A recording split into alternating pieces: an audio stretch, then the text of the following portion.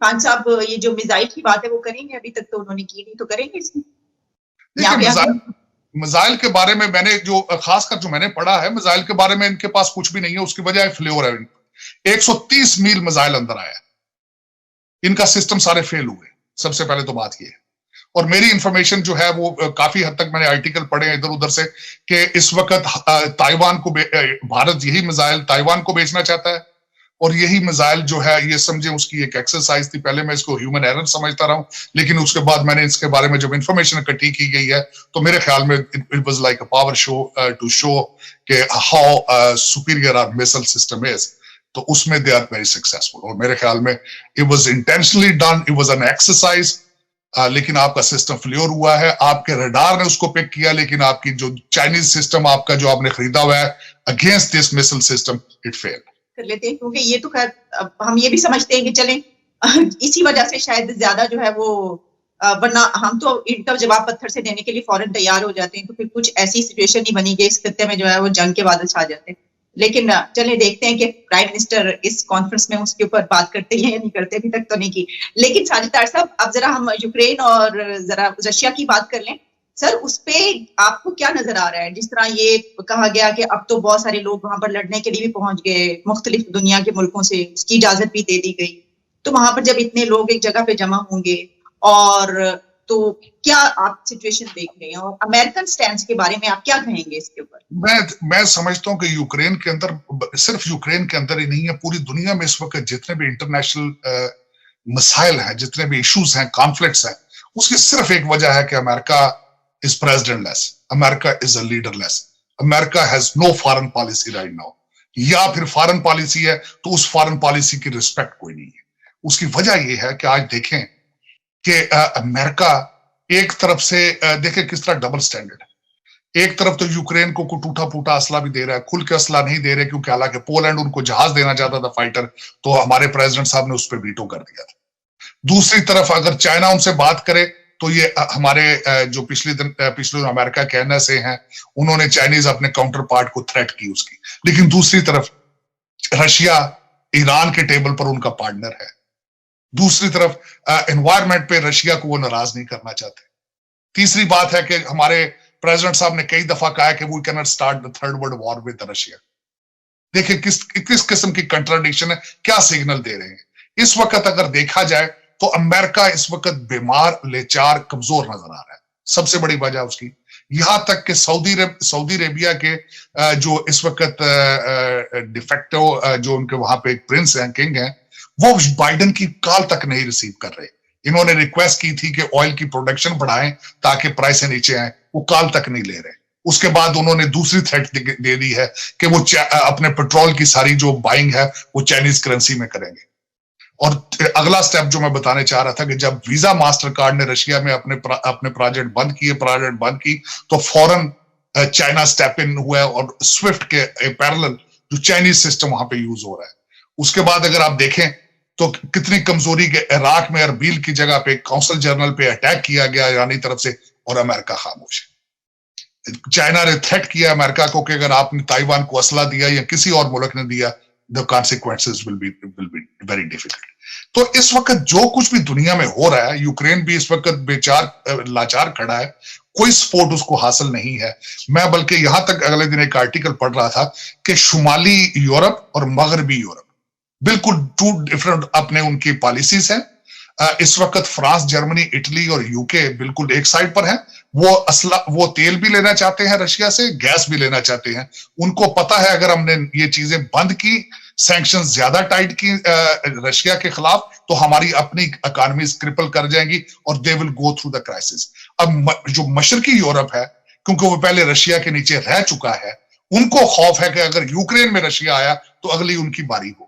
तो वो they are playing differently, और जो मगरबी यूरोप है दे आर बिहेविंग डिफरेंटली।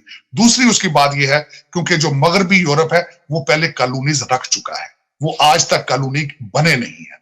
लेकिन जो ईस्टर्न यूरोप है वो पहले कॉलोनी रह चुका है। तो both sentiments are different, their behaviour is different, and America उसमें बिल्कुल ही किसी पिक्चर में नजर ही नहीं आ रहा। तो ये एक अमेरिकन क्राइसिस है फॉरेन पॉलिसी का। मैं हमेशा इस पे ये आखिर में ये कहता हूं अमेरिकन पॉलिसीज पे कि जो बाइडेन करंट एडमिनिस्ट्रेशन अगर American New York, Chicago, Baltimore, Los Angeles के अपने अमेरिकन सिटीजन्स की जान की गारंटी नहीं दे सकता, तो यूक्रेन के शहरियों की किस तरह गारंटी देगा? या अपने नेटो एलाइज को किस तरह प्रोटेक्ट करेगा? दूसरे एलाइज को किस तरह सेव करेगा? ताइवान को किस तरह सेव करेगा? तो इस वक्त America is leader, not only America but the entire world is leaderless. Balance of power has gone wrong.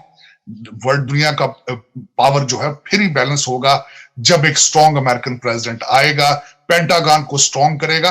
आज के हालात तो ये हैं कि जनरल मिली, जो कि इस वक्त हमारे सबसे बड़े अमेरिकन आर्मी जनरल हैं, उनकी प्रेडिक्शन अफगानिस्तान में भी गलत थी काबुल गिरने पे, और उनकी कीव पे भी गलत है. उन्होंने कहा था कि when the exercise will take place from Russia, Kyiv will fail down in 3 days, लेकिन कीव आज भी खड़ा है.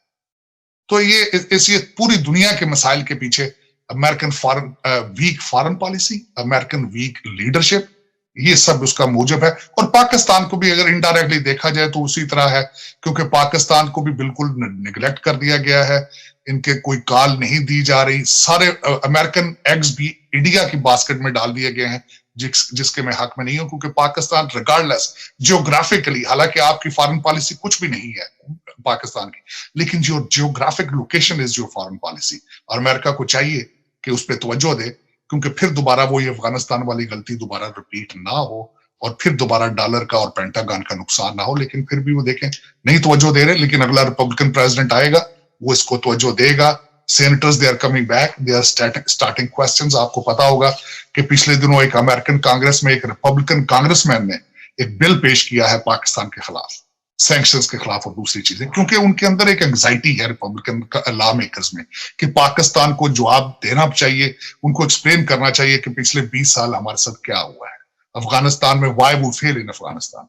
तो वो ultimately this is a dialogue, तो मेरे ख्याल में डायलॉग हेल्दी होगा, पाकिस्तान की तरफ से जवाब आएंगे. Sir, prime minister Imran Khan कह रहे हैं कि हमें जवाब चाहिए कि हमने इनका साथ दिया और इन्होंने तो हमारा शुक्रिया तक अदा नहीं किया. नहीं, शुक्रिया तो दिया था. डोनाल्ड ट्रंप ने कहा था कि इतने बिलियन डॉलर आप हमारे खा गए, तो जवाब ही था इसी चीज का. देखे ना आप, मैं ये समझता हूं हालांकि एज ए पाकिस्तानी कि आपने बहुत ज्यादा शहादतें दी हैं, आपने बहुत कुछ किया है, लेकिन कंटेनर्स में यहां से डॉलर जाते थे. आपके वो सारी रिपोर्टें आ चुकी हैं, स्विस अकाउंटों की रिपोर्टें आ चुकी हैं, दूसरी चीजें आ चुकी हैं. आपकी प्रॉपर्टी पाकिस्तान में आपने तरक्की नहीं की, लेकिन दुबई में बहुत है प्रॉपर्टी आपकी, लंदन में भी बहुत है. पाकिस्तानियों ने बहुत तरक्की की है. खान साहब को चाहिए अपने दोस्तों से पूछे, बल्कि उनके कई एडवाइजरों के बाप जो थे वो उसी पैसों से एंजॉय करके बाहर उन्होंने प्रॉपर्टियां बनाई है. आप ये नहीं कह सकते कि अमेरिका से पैसा जाता रहे पाकिस्तान, तो अगर पाकिस्तान में ना रुके तो कसूर उसमें डोनाल्ड ट्रंप का, अमेरिकन का कसूर है? कसूर तो आपका है. यहां से तो पैसा गया पाकिस्तान सारा, यूएस एड के प्रोजेक्ट चलते रहे हैं. अफगानिस्तान में रशिया आया तो कंटेनर्स में जाते थे डॉलर, वहां से आप निकालते रहे, तो उसमें पाकिस्तानी, उसमें अमेरिकन का कसूर थोड़ी है. यहां पे मैं बात आप ये कह रहा था कि मैं तो समझता हूं कि आपने बहुत बड़ी शहादतें दी हैं टेररिज्म के खिलाफ, लेकिन वेस्टर्न सिविलाइजेशन, वॉशिंगटन डीसी ये समझता है कि यू वर मर्सनरीज, आपको हायर किया गया था, you were paid, you were taken care. This is what the impression in Washington DC है, और आपने उनके साथ डबल गेम की है. ये क्वेश्चन है इस वक्त. रिपब्लिकन ये समझते हैं कि आपने पैसा भी लिया और हमें बेवकूफ भी बनाया. उसामा बिन लादेन को भी आपने अहमदाबाद में रखा, उसका भी जवाब दें आप. तो आपके पास इन चीजों के जवाब नहीं है, तो वो ये जवाब चाहते हैं कि आपने हमारे साथ डबल गेम की है. और मैं ये समझता हूं एक और बात, आलिया, हमेशा जब भी कोई बंदा कंप्लेन करता है, इसका मतलब है कि वो डायलॉग चाहता है आपसे. जब डायलॉग होता है तो फिर आपके रिलेशनशिप ठीक होते हैं. मैं समझता हूं कि रिपब्लिकन आपके साथ रिलेशनशिप रखना चाहते हैं, तभी वो आपसे क्वेश्चन करेंगे. बाइडेन की तरह आपको कॉल करना कट ऑफ नहीं करेंगे. वो ये डायलॉग होना चाहिए मेरे ख्याल में. डायलॉग इज ऑलवेज हेल्दी, लेकिन वो टाइम आ चुका है, वो आएगा टाइम बड़ी जल्दी, क्योंकि Republicans are almost here in Washington DC, they are very close, और that dialogue will take place. Sir, बड़ी जबरदस्त नोट, बहुत पॉजिटिव नोट आपने एक ऐसी बात कर दी आखिर में. आपने कहा कि अगर कोई शिकायत करता है तो उसका मतलब ये होता है कि कंप्लेन करने का मतलब कि वो आपसे इन टच होना चाहता है, रहना चाहता है, आपसे बात करना चाहता है. बहुत बहुत शुक्रिया साजिद तार साहब.